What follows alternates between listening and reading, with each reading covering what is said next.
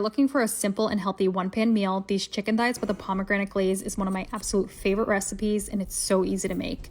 To make it, you're going to marinate your chicken with olive oil, garlic and onion powder, oregano, parsley, paprika, chili flakes, salt, pepper, and lemon juice. Sear those in a hot cast iron skillet. Skin side down so it gets nice and crispy.